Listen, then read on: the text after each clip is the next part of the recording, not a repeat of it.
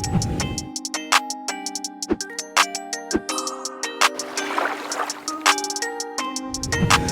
on, you know what I want.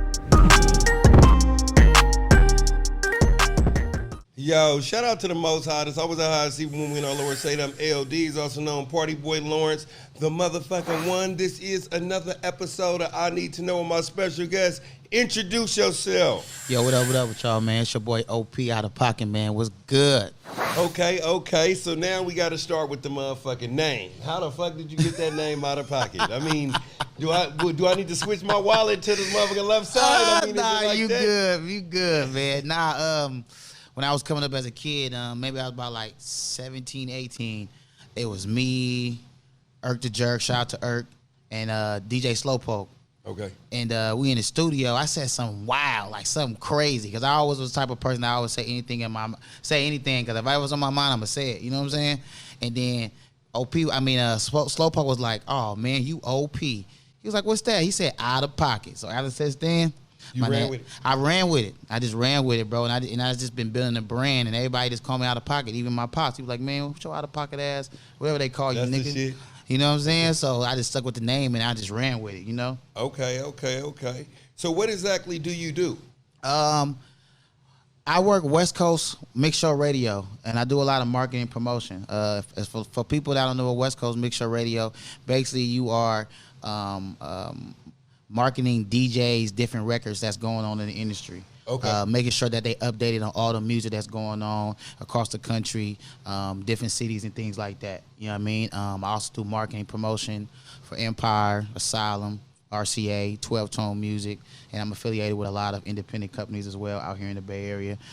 So I manage J12, I manage Molly Bo, We Go the Kid. We also got a kid named Ebenezer from out of the UK. So I do a lot of marketing and promotion, man, for a lot of artists on the low. You know, a lot of people know what I do. A lot of people don't, so I just be mostly like, you know, low key. So how did you get in the music industry? Working at a clothing store in Hilltop. Okay. I worked at a clothing store called 2020 Fashions. I know a couple people might be familiar with it. We had Tia Marie coming to town when she was signed to Jay-Z at the time. So that was like the early 2000s. She came and did an autograph signing. My boy Jay Ant, shout out to Jay Ant, he was there doing promotion with her. I'm like, bro, Jay, what you doing? Like, what I got to do to get in? You know what I'm saying? Yeah. So I talked to him, and I jumped in with my boy Film on Mike. Shout out to Film on Mike. And he told me about John Costin and Rob Wayes. So I went to go talk to them, and I was in college at the time.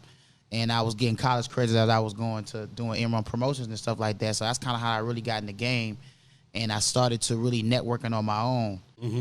I met a guy, which is my mentor and now my business partner, D-Train. Shout out to D-Train. And he took me and showed me different things across the country. He taught me not to just to be in the Bay Area. Okay. He wanted me to travel and network and build my brand across the country, in the UK, and everywhere I'm at. He wanted me to know everybody. And to this day, I damn near know everybody, you know, because of him and him keeping me on the right narrow to speak, to talk, to know how to organize and do things like that. You know what I'm saying? So, and I'm still at it, you know? I'm still at it, man. And this is fun to me, you know? This is how I eat, and this is how how I get down. That's dope as fuck. I got to ask you something. What is your favorite thing that you like about your job? To be honest, man, just to see that I help somebody. Yeah. You know, a lot of people think, you know, you in this game and you think it's all about money and things like that. And I'm not really in it for the money. Of course, we got bills and things to pay. But if artists can just text me or hit me and say, hey, bro, I really appreciate you, man. If it wasn't for you, woo, woo, woo. And I'm cool with that. Yeah. You know what I mean? I'm cool with that. When I see, it makes me feel good that I'm on the right path of really helping the artist to get to where they need to be, whether it's independent, whether it's mainstream, or whether it's if it's anything, you know what I mean? If I get recognition, cool. If I don't, I still don't trip. But it still makes me feel good that I really kind of, you know, helped them out, you know? Talk about a time when you felt like an artist wanted you to work harder than they wanted to actually work. Damn near every time. Every time? Every time. Because they feel like since you're the marketer and you have the ideas for certain stuff and the plan for certain things, the artists have to do a 50-50 as well. It's the marketing, the manager, and the artist. Y'all all have to do your part. Okay. The marketing just can't just. I mean, we're gonna make our phone calls. We're gonna do this. We're gonna do that. But you got to do what you got to do too as well. Okay. We need you to make these records. We need you in the studio. We need you to do these interviews. We need you to get on time, be on time. We need you to make sure that you up to par. We need to know how. We need to teach you how to speak, to talk to certain things. You got to do your part. Yeah. It's been times where artists think like, oh man, you the market, you do all that. You go outside. I ain't got to be outside. What you mean? You got to come outside. How they supposed to know what you look like? Yeah. How they supposed to match the music with your face? So speaking of that, that's what I was going to ask you. Have you ever had to take an artist and kind of give him an image or her an image? Somewhat. Far as we just probably give artists different ideas of what image they should go towards. Yeah. Not really saying like, hey, we finna have somebody come dress you now. We like you should dress like, you know what I'm saying? Or we just let them find their way of how to dress. Like sometimes forcing a person saying you gotta change this image, you gotta do this. Well, you gotta. That's why just like certain artists gotta find they path of music. You gotta find your direction. Yeah. So it's like, well, shit, figure out how you really want to dress. Yeah. The type of music you talking about, nigga. You talking about killing and shooting. You wearing suspenders and suits. Yeah, what I mean? So you gotta find your direction of how you want to do it. You know what I'm saying? Yeah. You can't be a killer and you wearing cowboy boots and a hat. Like, come on, man. That's hella funny. Just saying that's how they do it. Like you really gotta your image have to match with your music. It's like small jeans wearing cool. It's already a fad now. So now like people just gotta change shit up and really figure out what they really want to do. Yeah. You know what I mean? People, our minds are scattered. I don't want to do this. I want to dress like him. I want to be like Chris Brown. I want to be like Sada Baby. Nah, be like you. Yeah. Figure out what you want to do. You know what I'm saying? That's funny, though, because I was having this audiobook. Somebody sent me an audiobook. I forgot the exact name of it. Mm-hmm. But he was talking about that everybody has a gift in them that God gave them. You know what I'm saying? I agree with that. And you got to share that with the world because people ain't looking for you. They looking for your gift. Right. You know, imagine if Michael Jordan worked at Walmart. You know what I'm saying? They ain't looking for that nigga. You know what I'm saying? The big tall nigga selling toys and shit. No, they looking for Michael motherfucking Jordan. Right. You know what I'm saying? On aisle 7, Mike over there stacking up the cans over there. He's a very nice young man. Every time I need something down, he doesn't even need a ladder. For real, bro. For real, bro. So who are some of the artists that you actually worked with thus far? Man. I'm going to start from when I started. So first group I ever helped market and manage was the Rejects. Okay. They had a Cat Daddy record. I started working with Jason Derulo. I did some marketing for Jason Derulo. I did some marketing for 50 Cent because my guy D-Train was at Interscope, and he kind of led me to do marketing and promotion for certain things. And plus, Enron Promotion had Interscope, you know, when they accounts and things like that. And who else, man? Migos. I did the Migos when I was at 300. Mm-hmm. I did Day Day. I did Fetty Wap. I did T Grizzly, Sada Baby, Sweetie, Wife and Lucci, Wale. Shout out to Los and all them out there in Wilt. It's a lot, man. Even Bay Area artists like Ricky Styles, Molly Bo, Lil Pete, Rico the Kid, and artists like that. You know what I'm saying? Who I'm affiliated with, and there's other artists as well I didn't name, but I still worked with a lot of artists, man, just on the low, just giving them advice on certain things, or if they need to come hang out with me to meet certain people, you know what I mean? I help somebody out in a certain type of way. I'm not taking credit for their careers, but certain people I did help them out, you know? Yeah. So it's a lot of artists, man. It's a lot. But so what does a day entail, like just being you? Like what is matter of fact, what does your average week just look like? Well, now we on quarantine. Okay. You know what I'm saying? But if we wasn't on quarantine, then, you know, I'm trained to get up and call DJs across the country. I'm trained to get up at 7 in the morning. 6 or 7 in the morning, that's 9 o'clock in another state. So I'm trying to get up early in the morning, answer emails and text and call, make sure I'm update all the DJs on all the music that's coming out from all the labels that I'm affiliated with. Okay. Emails, posting up flyers, calling and texting, going to the radio station, tapping in with the DJs, going to studio sessions, going over here, listen to music from over here, going to a PR meeting over here, so I set my schedule up every other week. Sometimes it be the same stuff I do. I might sit up that morning and still got to do it that day. Yeah. I always try to keep myself busy, no matter if it's music or whatever it is. You know what I'm saying? So I have a schedule that I attend to every other day. But every day, all day, I still do the same thing. Okay. Because every day is new records. So I got to call different DJs for certain records, different PRs for certain records, different bloggers or different people. You know what I'm saying?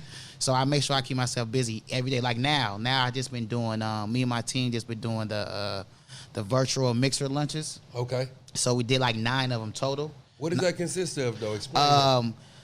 Well, I used to do these mixers like at clubs. So where I invite the artists, I invite DJs, tastemakers, bloggers, nonprofits to come in and listen to artists' new records. Okay. We provide food and things like that to keep the people entertained. We give out,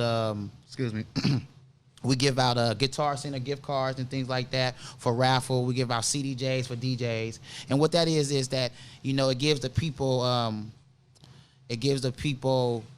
how can I say it?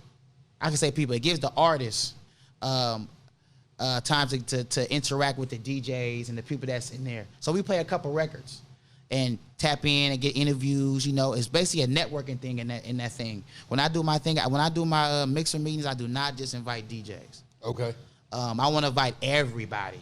Your mama, your cousin, your daddy, your sister. Mm-hmm. I'm inviting the PRs. I'm inviting everybody that's tastemakers, cultures in the city, in this market. I want everybody to hear the artist's new music, because you might meet somebody in that room that you might need to talk to. Definitely. That you wouldn't know. Like, dang, bro, I've been trying to meet you, buzz. Good to see you. Woo, woo, woo, woo. Yeah. But a lot of people do these private meet and greets. I'm not with the private meet and greets. I'm not with that. I want everybody to come and network. Mm-hmm. That's how you make the music spread out further.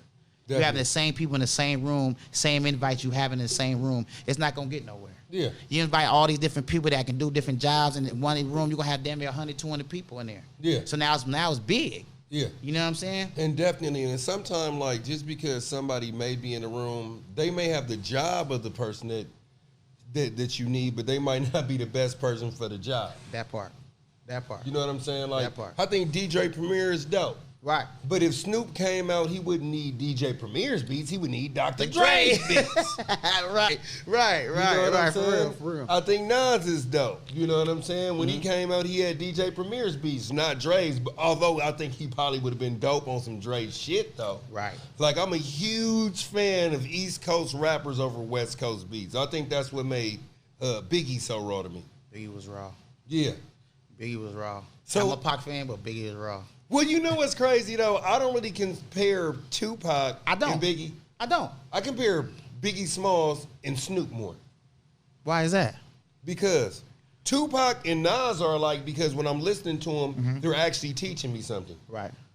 I love Biggie. Biggie is my favorite rapper that I didn't listen to learn anything from that was in a positive manner. Okay. The difference between Snoop Dogg and Biggie to me is that Snoop Dogg is a house party. Right. Biggie is go to the club. Right. But they both knocking bitches. Right. Period. No matter what they put out. The difference between Nas and Pac is that Nas is like at a prestigious college, part of the Black Student Union, and he teaches. Right. He's a teacher's assistant doing black studies. Empowerment, right. Pac is protesting in front on a milk crate with the megaphone, but he's still part of Black Student Union. That's how I view them two. Yeah. They're very similar. Yeah, they is very similar. That's what I could agree. They are very similar. They both was really into the political thing, far as trying to bring the black cultural people together and really understand what's really going on. And y'all is, some people, Pac will say bamboozled or lies and things like that. Nas even said in some of his lyrics, like, you guys really got to really study the history of certain things. You know what I'm saying? Definitely. And I definitely can agree on, they definitely had certain similarities, but definitely, far as the music, it was different type of sound, but they still kind of talked about the same shit, Definitely. I mean, you got to realize that they represented two things from 3,000 miles away. You know what I'm saying? Like, literally A and Z. Right. You know what I'm saying? Nas is way in New York, and he's way in California. Right. You know what I'm saying? So they definitely represented two sides of the same coin, I should say, maybe. Yeah. I don't know. They kind of like a jersey. One might be the white and black one might be the black and the white one. But right. Still the same shit. Because like in The Making of Machiavelli, right? Right. Tupac actually listened to It Was Written. He liked It Was Written. That's why he came up with that gun song. Right. Me and My Girlfriend? Me and My Girlfriend, yeah. And Nas got one called I Gave You Power. You ever heard that one? That's off, but that's not off of Illmatic, is it? No, it's off of It Was Written. It was Where Nas is the gun, though. Okay. Nas is the gun. Yeah. What's your favorite song about a gun? You got one? Not really. I got kids. Okay, gotcha. I don't really, cause my daughter be watching stuff, so I don't be. With the gun stuff. She probably watching right now. Terrible, laughing just to do it, but yeah. Nah, I ain't got one. I ain't got one. I got one, but I ain't got one. Okay. Everybody, you're being watched. Yeah, I got one, but I ain't got one. But you know what I'm saying? I want to say it so bad, but I ain't gonna do it. Okay, we ain't gonna do that. If you was in Wu-Tang, you could speak to me in the motherfucking Supreme Mathematics and that 5% lesson shit. You know what I'm saying? Shit. So yeah, man. This is what we do on I Need to Know. You know what I'm saying? I ask random questions, you know what I'm saying, just to get the interview, you know what I'm saying, spark the fuck up. I got to ask you this question. What song, right, made the most money, and what song do you think made the most money? Like what song, what hit made the most money, in your opinion? Don't matter? Don't matter. Which genre? No. It don't matter what year either, right? No, all across the board. I ain't gonna lie. They made the most money, though. Yes. I'm gonna go back, man. And if I say this, they gonna hate me. They gonna think I'm a racist. I gotta go with Elvis. Which one? What song? Damn, you didn't say song. What song? Now, damn. That's what I said. Did I say song? You said song? I said song. Damn, he got a nigga with a trick question. Hold on. Damn, song, man. I got one for your ass. You go. Let me think for a minute. You go. Thriller. Damn. What's fucking with Thriller? So Thriller made the most money? I believe so. Because you got to realize this, that I looked it up, I Googled that shit. I think he made like about $134 million off that song. But do you think that you feel like that's the biggest song ever that made the most money? Of course. They play it every year on Halloween.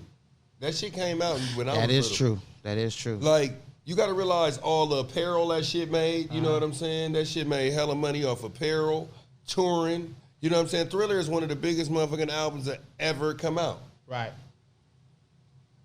Who would you say was the most recognizable rapper in the world of all time? Oh, shit, man. Like, when you see him, you know exactly who it is. Oh, fuck. Like, not your favorite. Like he's recognizable in the sense that when you see him, you know exactly who it is.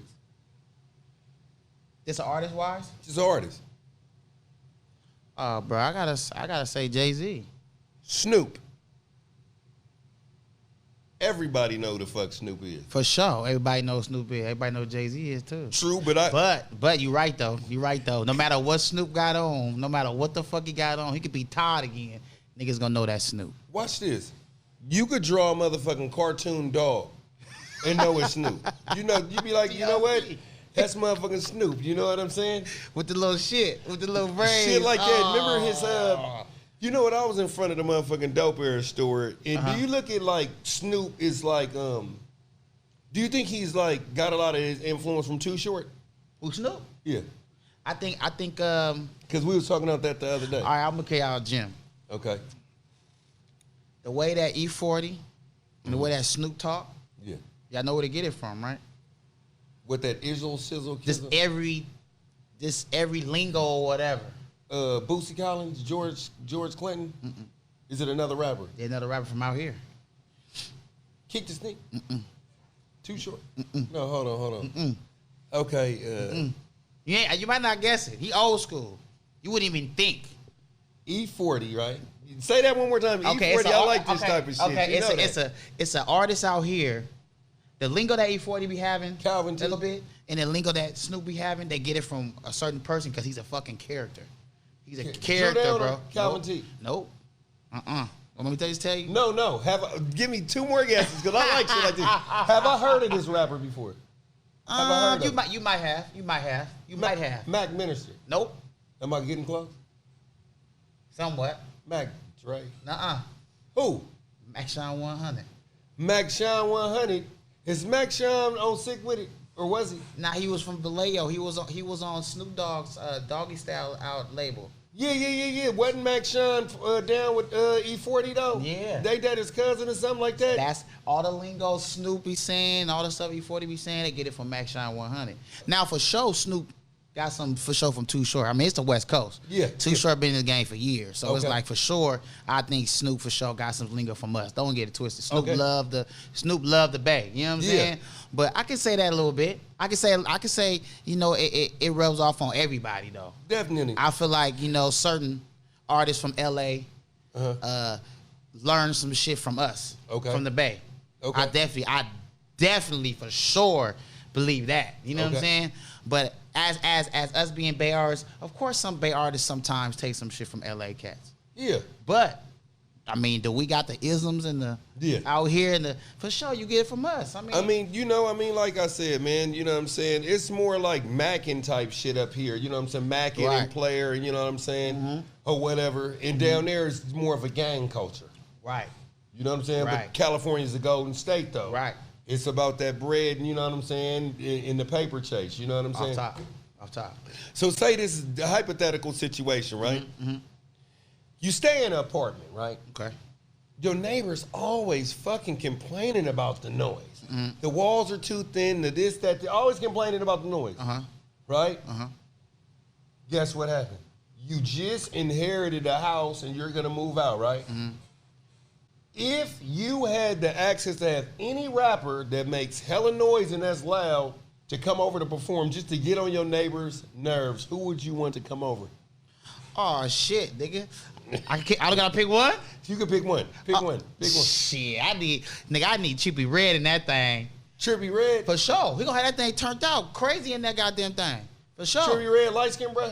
All day. I'm talking about cats who do shows with mox pits in the middle of everything and have everybody going crazy. Wait, what? Exactly. No, what did you say? You have what in the middle? Mock pits. You know, little mox pits. You know what I'm talking about? No.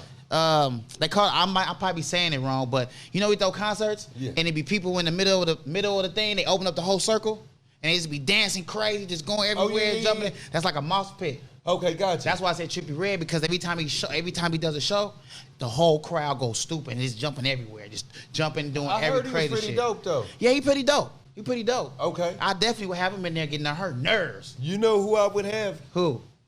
I'm going motherfucking DMX. Ooh. What the fuck do they got in here? Fucking dog. Oh, DMX, baby. You hear me? For sure, man. So who's some of your favorite artists to come out the Bay? You know what I'm saying? Man, I got a couple, man. I still like Cool Nut. Okay. Growing up listening to him when he was dope, he had a different type of voice. That was old school. Yeah, you know what I'm saying? Because, I mean, I'm about to be 34, so in my year, I was probably like 10. Yeah. I was probably like around what, 10, 11, whatever, so I kind of like listened to his voice. He had a dope critique voice that nobody can never match. He had that little raspy voice. That's just how he talk, how he rap. So I can't really think of an artist that can really compare to him. He's like one of the dopest, even though he didn't come out that much music. But the music he did come out with that really was dope to me. You know what I'm saying? I also got to go with Mac Dre for sure. Yeah. If I want to get my party on, if I want to do something crazy, you know what I'm saying? I gotta slack Mac. I definitely mess with Mac Minister. Mac Minister? Yeah. I ain't heard a lot of. Is he a rapper or is he just saying shit? I don't know. Okay. He just be saying shit. Okay. But it's like, okay, Andre Nicotina. You know what? I want to tell you something about Andre Nicotina. They be saying shit, but they be saying some shit. They be saying some Andre shit. Nicotina be going crazy because I was just listening to him not too long ago, yesterday or something. Right. And he said some crazy ass shit, man. I'm talking about the metaphors that he be using because he got a song with Equipto, one of my favorite motherfucking song. You ever heard Pitbull Terrier? Pitbull, yeah. Yeah. With him and Equipto, I fuck with them. Equipto raw. Equipto? Boy Steph? I ain't never really heard him too much. Boy Steph? Yeah, like I seen him in concert a few times. I didn't really know his songs, but I know that he could hold a crowd and he got a cool little following and shit like that. It's a following like it's like a co-following. Yeah. Real hip hop heads. They'll come and see Crypto. Yeah. You know what I mean? It's his company Boy Stiff and things like that. And I seen that as a kid too. I learned about Boy Stiff when I was 20. They was playing in the store in Hilltop. I was like, who's this? You from Frisco, right? Yeah, I'm from the city, yeah. Who's the dopest rapper coming out of Frisco to you? Ooh, I got a couple. I ain't gonna lie. Now, my artist Molly Ball for sure. Okay. Where is he from? He from the Mo. Okay, how old If I'm not mistaken, he 20. 20? Okay, Yeah. okay. He got Lil Pete. I've heard of Lil Pete. Lil Pete from the Mo, he dope. You got Zay Bang. Zay Bang. You got Zay Bang. Man, you got a couple, man. I still rock with I like Outta. Okay. You know what I'm saying? I like I was just bumping this homie. I was just bumping bro shit the other day, man. I can't think of his name. But it's a lot of talent, man, coming out of San Francisco, man, who I'm really knocking right now. Just listening to they shit. They different. Everybody different. It's like a big movement right now. Okay. You know what I mean? Oakland it's like, I feel like everybody get their time. Yeah. Richmond had their movement certain times. Oakland got their movement, and then there's Frisco. Then you got everybody. Sacramento had their time. So every market get their time with selective artists coming out of nowhere and just blowing. You know what I'm saying? So do you have a record label? If my manager might be looking, but he been my boy Kodak. Shout out to Kodak. He been on me, man, for the last 4, 5, 6 months, bro. Was like, man, you need to start a label, OP. Start a label. I'm like, nah, I ain't for to start a label. It's a headache. I don't want to deal with it. Okay. But then when he start putting that on me, other people start asking me, how come we don't start a label? How come we don't start a label? I'm like, it's a lot. It's a lot that comes with it. Okay. You know, not saying I wouldn't never want to start one, but I feel like I need to research and do more on it before I just go and say, yeah, let's start a label. What does it entail to start a label? Like, say like you just started up Out of Pocket Records, right? Right. And then I signed the Out of Pocket Records. Mm-hmm. How would I get paid? You just going to do I mean, it just depends. If you got a good following, your numbers is crazy, Spotify crazy, YouTube crazy, Google Plays crazy, your numbers is insane. And we got a budget over here. Oh, I gotta get him some bread. Okay. Let's work out a little partnership. Let's see what we can do. But it's a lot to try to fund the label when you have to get funding. When you got to hire PRs, when you got to hire staff to do graphics and social media 24 hours a day, when you have to hire different people to help you with certain projects. Okay. Like, you got to have funding for all that. And every artist that you sign or every artist that you have, they have to have a budget for each artist. Yeah. So you got to have certain people, A&Rs, supporting for each project. So it's a lot. Yeah. When you having the label, you know what I mean? Me being in labels, or me just seeing how empires run. Like, it's independent label, but it's damn near a major. Yeah. You know what I mean? Even the label at 12 Tone Music, you know, it's independent, but it's run like a major. Okay. You know what I mean? Ground Zero and our company is run like a major, how we do things, but it's a long process to try to run a label when you got to make sure that everything is right. Okay. You know what I mean? Yeah. You got to make sure you got the right people. So how long have you actually been working for the labels? Man, I started really doing promotions when I was 18. Okay. 16, about 17, 18. Okay. Just doing flyers and poster boards. Yeah. Like how Puffy did, flyer, poster boards, doing all that. And then I just started networking, man. Like I said, I tapped in with D-Train. He gave me the game, and I started doing tours on my own, going up the whole West Coast radio station, going on tours for a month, networking with different DJs, different owners, different investors, and things like that. I wanted to be better than I know I could be, if that makes sense. For sure. I wanted to show other people that you can do it. Okay. You know, I don't come out here to show off or be better than him or be better than her. It's just that I wanted more. Okay, I like that. You know what I'm saying? I wanted more than you, I guess. You know what I'm saying? So from when you started to now, has the game got easier or harder? It kind of got easier and harder for me somewhat. Okay. Because I still continue going. Okay. I might have my little downfall, but I still kept moving. Yeah. For cats who have a downfall and just keep falling, and you trying to get back up, it's gonna take a long time to try to get back on that path. You know what I'm saying? But I definitely can't stop. Like right now, I got something to do after this on some marketing stuff live, and I try to keep every artist busy, no matter if I'm not working your project. You know what I'm saying? Like, if you had an artist and I'm rocking with you for 2 years, I ain't work. Hey, bro, I got a little thing. Let's get these DJs on the line. Let's do a little video call. Let's let them hear your new records. Yeah. That's the type of guy. That's the type of person I am. Okay. Let's go out and hang out. I want you to meet DJ Woo Woo real quick. He might not know you, but I know you want to meet him. Let's go. Okay. That don't cost nothing. Okay. To have somebody come out and come network with you to meet the DJ. I want you to introduce him to him. So once I introduce you to him, that's up to you to keep that network right. And if you fuck up, he gonna call me and tell me. That's right. You see what I'm saying? Yeah. So who is the dopest artist that you feel like, or who are some of the doper artists that you feel like nobody heard of yet, that you know? Man. Dopest ain't nobody heard. All right. It's this artist named Trials. Okay. He's not from here. He's from Houston. Okay. Dope.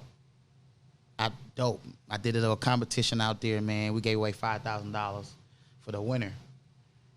Man, he performed.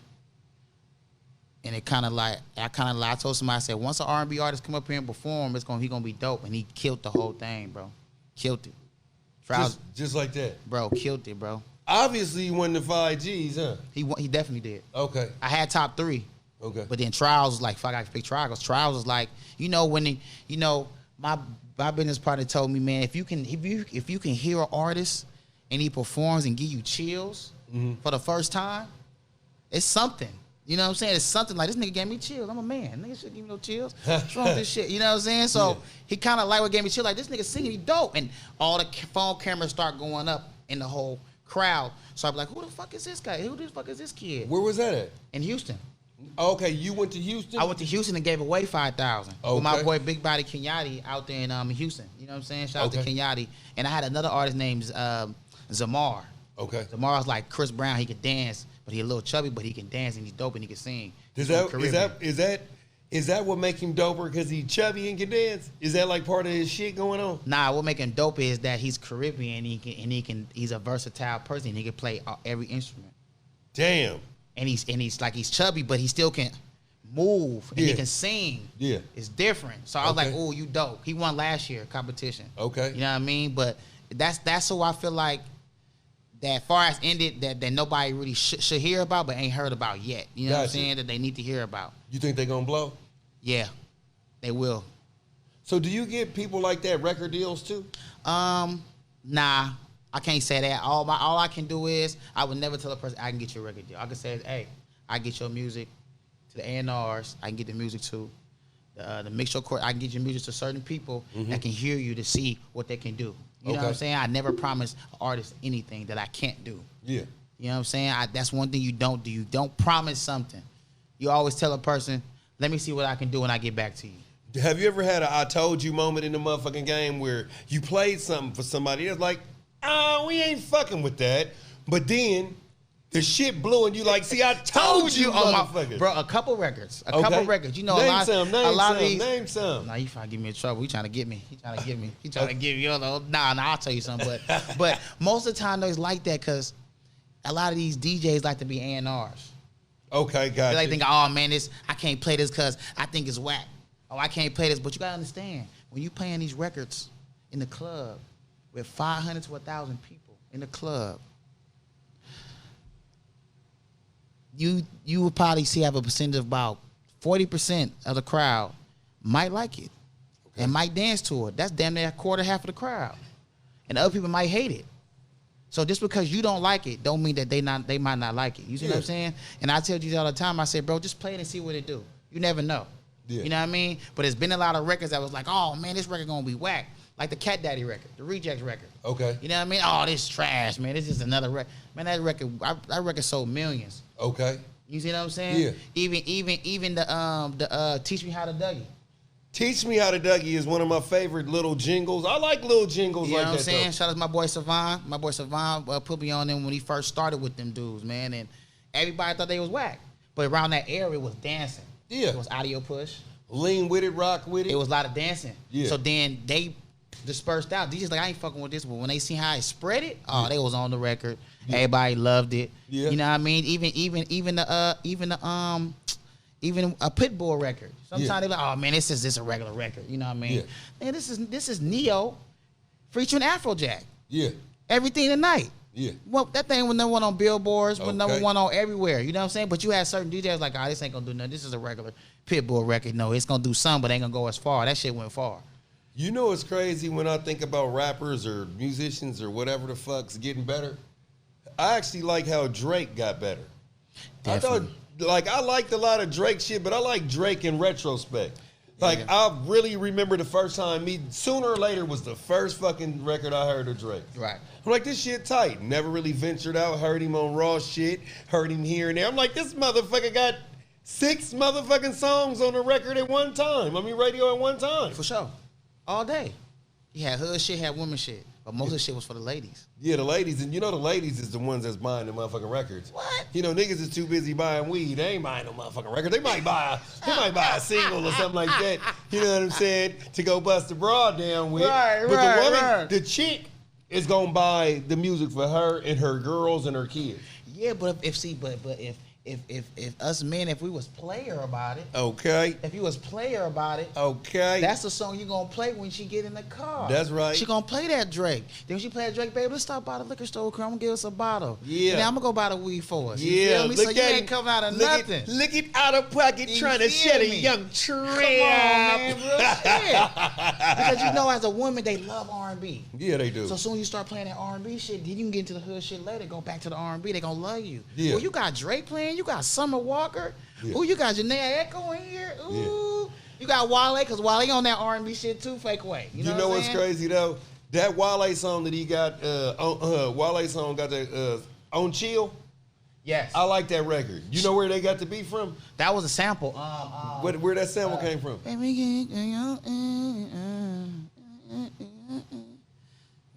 Dang, blood. As you know too. As you got an idea.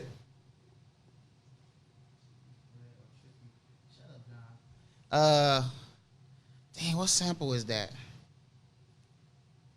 Dang, bro, I'm bad. That's bad, and I knew it.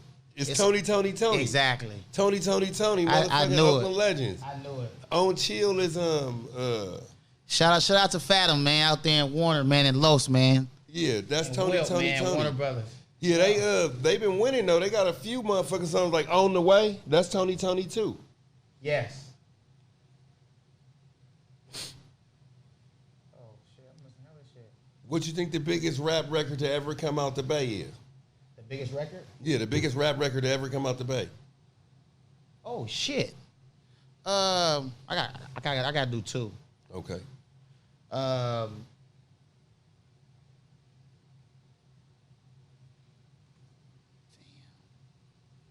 No Ho. Out the Bay? Niggas play that shit out the Bay. See, I travel, bro. I be traveling, bro. I didn't heard No Ho in fucking Houston. I ain't heard No Ho in LA. I ain't heard No Ho in New York. Nigga, I didn't heard it everywhere, bro. Because I travel, I hear this shit. Of all time though? Oh no, you didn't say all time. You said the biggest record come out the Bay. All time? Fuck, bro. 'Cause You no, got yeah. you got these critics going, hey, you got a nigga thinking so heavy right now, bro. You fucking with a young thinker. Because you know if you saying the biggest record of all time, in the Bay, it's like you gonna have to make me go back. You got to go. You got me go back, bro. Yeah, you know what I'm got to saying? go. 3 So what times you- crazy back. Like you gonna make me go back, bro. So what's the biggest record to come out the Bay? Man. I got it. Oh my God.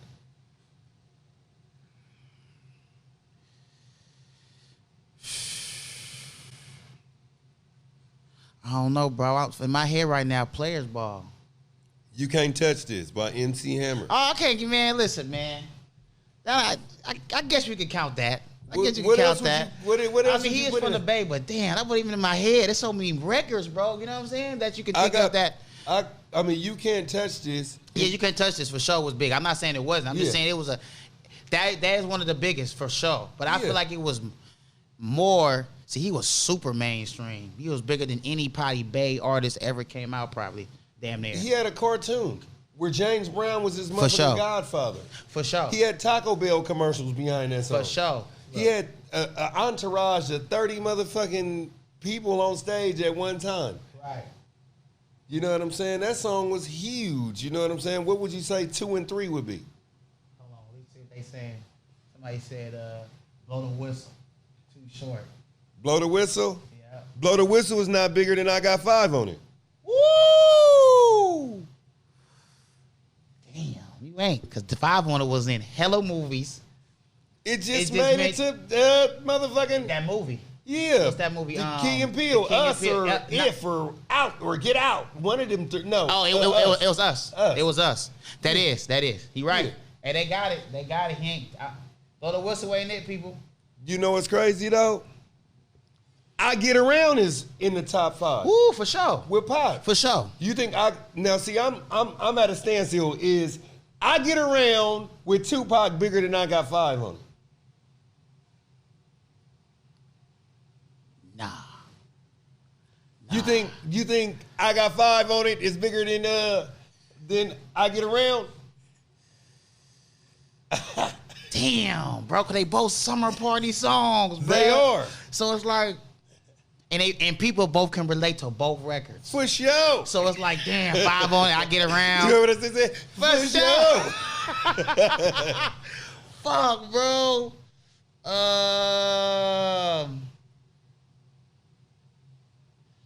Oh my God. That's crazy, huh? I ain't gonna lie. I gotta go. I Get Around. You know what? I gotta go. I Get Around. I think around the world, I Get Around for sure. For sure. For sure. For sure. But I Got 5 on it. That's what I'm saying. It's a 5 on it was a banger. You could put I Got 5 on it right now. Everybody gonna know it. For sure. You put I'm gonna Get Around by Pac. Everybody gonna know it. Yeah. You know what I'm saying? So now I might have to go home and search the sales and see nigga who sold more. You know what I like about those 2 songs? Mm-hmm. Is that those songs, some songs I like part of. 5 on it way bigger. 5 on it way bigger. My boy DJ said you both are wrong. What'd he say? My boy DJ said you both. He said you both are wrong. He said I'll Get Around and 5 on it probably wasn't the biggest record. Okay, we're gonna have to have You guys are wrong. You guys are wrong. I don't know, man. I Got 5 on it. He go, you can't touch this. I Got 5 on it or I Get Around. And you know what? I'm even throw that motherfucking 93 Till Infinity is a little bit later down the list. But that makes Rick the top Ross 20. just sampled that shit. That makes top 20 for sure. That's top 20 for sure. That's top 20. Coming out the Bay? For sure. Okay. That's top Definitely. 20. That's what Dame and Big Von had. I don't know if you watched it. Okay. They did the top 20 best of Bay Area records of all time. Top 10. Was Closer by Guapale in that? Yeah, I think so. Okay. Guess was number 1 though. Number 1? Number one. Now, this is what they talking about that made the most money big? Not big, just the biggest record that really was an influential record in the Bay Area that everybody can remember that was big. Okay. That was a banger in the club. Okay. Old or new? Okay, I got, Me, I'm a little older, so I liked Pimp of the Year when I first heard that in the club. I like that. I got the North, got the East, got the West with me. That makes any motherfucking party jump, no matter where the fuck you at. Shit. Blow the whistle, go crazy. Somebody said Lenny Williams. Lenny Williams? What the fuck is that?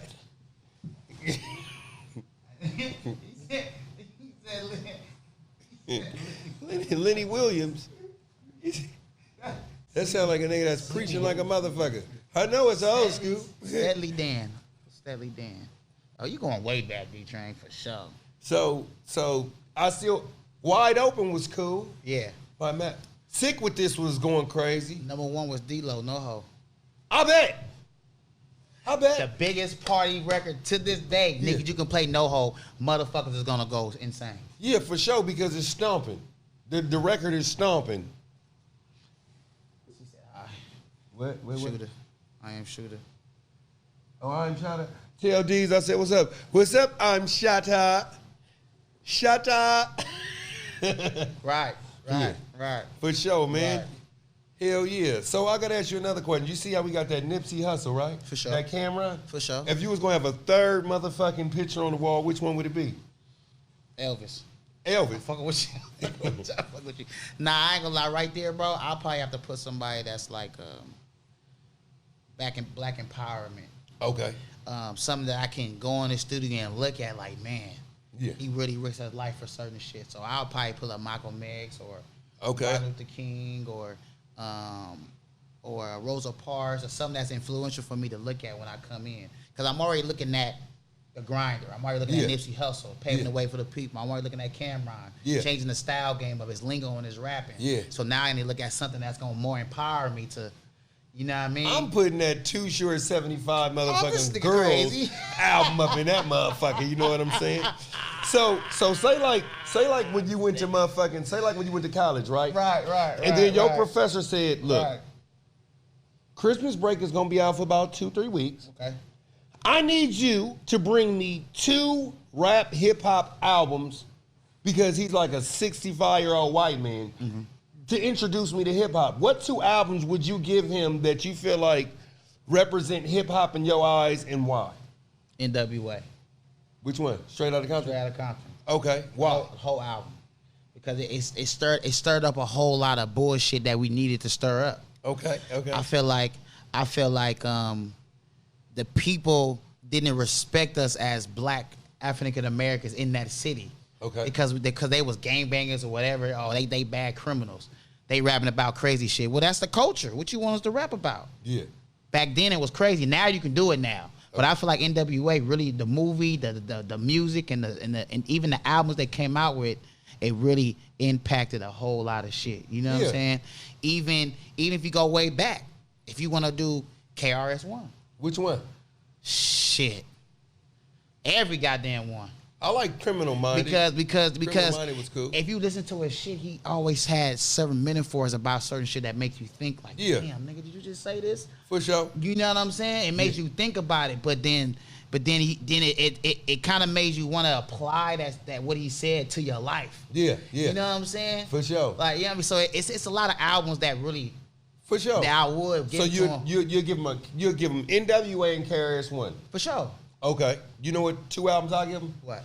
Death Certificate by Ice Cube. Ooh. I would have to give him Death Certificate Ice Cube. Why? Because that's when he first left NWA and that's when he hooked up with the black Muslims. So that whole album is a conscious album. Cube is the gangster rapper that can actually bridge gangster shit and conscious shit very well. You know what I'm saying? Second album I give him, Miseducation of Lauryn Hill, one of my personal favorites in 1998. Ooh. Female Energy is a lot of love on there. You know what I'm saying? It's a lot of lyricism on there. It's a well-rounded album of hip-hop, R&B, neo-soul, and shit like that. Right. I think it's a perfect album. Definitely. I think both of those are perfect albums. Lauryn raw. Lauryn is one of the rawest to ever be in this motherfucking game. You know what I'm saying? Right. What do you think about when people make these top 50 hip-hop lists and don't put Snoop or 40 on there? Is that possible? That's disrespectful. Okay. That's I mean, how can you not? Okay. Or Short. How can you not? If hip-hop was basketball, who would Too Short be equivalent to? Oh, nigga. Fuck you. Oh, shit. You got the camera all the way right. John Cox ain't shit. You said what team? No, who? Like, you know, You mean Hooper? Yeah, like some people say Dr. Motherfucking Jay-Z would be equivalent to Michael Jordan because he's the greatest. Who would Too Short be? Damn. Like, who do you think Too Short would be equivalent to that's a famous basketball player? Who's a player? Player. Like, as far as, like, status, accolades, and shit like that. Player, man. Damn. Not man. lifestyle. I'm talking about as far as, like, he has the same impact. Like, Too Short has the same impact to rap music that this player has to basketball. Who you got? This nigga John said Earl the Peel. Earl the Pearl? Earl the Pearl. Okay. Man. Earl of Pearl, that's a good one, but he's Right. still playing, though. Vince Carter. Vince Carter, that's a good one. Tim Hardaway. Tim Hardaway, okay. But is Tim Hardaway a great, though? Too Short is a Hall of Famer. Facts. So you want a Hall of Fame shit. He got to be a Hall of Famer. Because I was going to say Magic at first, but I can't say that. You know what? I can't say that. You know what's funny? So I believe that Magic might be actually more dominant in basketball than Too Short, maybe. But Too Short is like, I'll say Akeem Olajuwon. The motherfucker got footwork, he been around, he beat some greats, and he got a lot of respect amongst his peers. Right. What do you think? You can't spell magic. That's cold. That's crazy. So Just saying. Just saying. Would you say that Kanye West's impact on hip hop is bigger than Scottie Pippen's to basketball? Wait, say that one more time. Whose impact is bigger? Kanye West to hip hop, rap music, or Scottie Pippen to basketball? Who has the bigger impact? Oh, nigga, Kanye. Yes. You know some motherfuckers think that Scottie Pippen's contribution to basketball is bigger than Kanye West to hip hop? They on crystal meth? They might be, or they tripping. They think that. Come on, bro. Pimpin', pimpin'. Well, Pippen, Scottie Pimpin'. Kanye West. Get the fuck out of here. You don't think that Pippen is top 50 basketball players of all time? Dope. Just like Kanye is top 50 motherfucking rappers of all time. Said my nigga up to die. Nah, man, come on, man. This nigga Johnson, I said 2 shorts to Magic. He said, oh, you gave my nigga AIDS. Yeah, I knew somebody was going to try to correlate that old shit. You know what I'm saying? John, shut up, blood. Pimpin' or pimpin'? Kanye for sure, though. Kanye? Yeah. Okay. Kanye. You can't, there's no way. There's no fucking way. So Ice Cube's contribution to hip hop is like who's in basketball? Oh, shit. I gotta say LeBron. LeBron, I would say Magic on that. Yeah, kind of, because LeBron really does a lot of contribution for his community and NBA and just kids, period. Same thing with Ice Cube. Yeah. Having fundraising, doing things like that. But, I mean, I ain't putting Ice Cube in Magic, though. I don't know like that. We gave 2 niggas AIDS already. No, man, we ain't gave the niggas AIDS. We just trying to compare the motherfuckers. We ain't gave them AIDS. Kobe. Hakeem. He got the cure. I'm done with y'all. Y'all going to hell. Yeah, they crazy for that. You know what I'm saying? So, hey, who are your top 3 favorite dead artists? If you could matter of fact, watch this. If you could put together an album, right, of 3 dead artists where you can get some of their shit together and you could make them do an album with verses here, verse there, and shit like that, who would 3? you put together? Yeah. I mean, my spotters ain't going to like me on this, but I don't give a fuck. Okay. Big L. Big L. Pac. And I got to do Biggie, bro. Okay. I gotta be. Because I feel like Pac and Biggie was still here. Yeah. If they could have squashed the beef, I think it would be a classical album. I'm going Pac, Biggie, and Nate Dogg. Smoke weed every day. Yeah, okay, I'm with that. I could fuck with I'm with that. Nate Dogg with the hooks. Nate Dogg. It's funny though because Nate Dogg is one of the motherfucking rawest hip hop artists of all time. You know what I'm saying? Because nobody can do what Nate Dogg do. No. The second time we actually got a Nate Dogg or something along that line was a T-Pain. Right. And Nate Dogg was the hook king. Yeah, he had that voice, and that settled voice that was dope, and everything he got on, it always make the record more doper. You know what? I always say this: if you miss church, you know what I'm saying. You could just throw Nate Dogg on and don't feel that bad about the shit. You hella funny. You know what I'm saying? I can't wait till niggas in church start playing Nate Dogg. Oh shit. For sure, man. Before we get out of here, man, where can people find your handle at? Man, you can reach me at OP Outta Pocket. That's OPOUTTA Say it in the mic so we can get it. OP Outta Pocket. That's OPOUTTA everything. Twitter, Instagram, Facebook. OP Outta Pocket. Okay. You know what I'm saying? I want to shout out D-Train on this thing, John Costin, everybody, the label, 12 Tone, Empire, RCA, Asylum. I also want to shout out Fame Media for having me, man. For sure. You mean for coming through, man. I really appreciate y'all, man. What y'all doing right now for the Bay Area, man, is giving people a platform to show their creativity. You know what I'm saying? If it's a rapper, if it's an A&R, if it's a camera guy, if it's a graphic designer, I looked at all y'all shit. And it's dope how y'all let just creative people to come in here for other people to see what's going on in the Bay, man. I applaud y'all for that, man, for real. Well, you know what? I got to tell you something, man. If you want to do a video and don't want the producer all in the video, you know what I'm saying? Come to Fame Media. You know what I'm saying? And I am L-Deez, also known Party Boy Lawrence to one, for another episode as usual, and that's I Need to Know. Come on, you know what I want.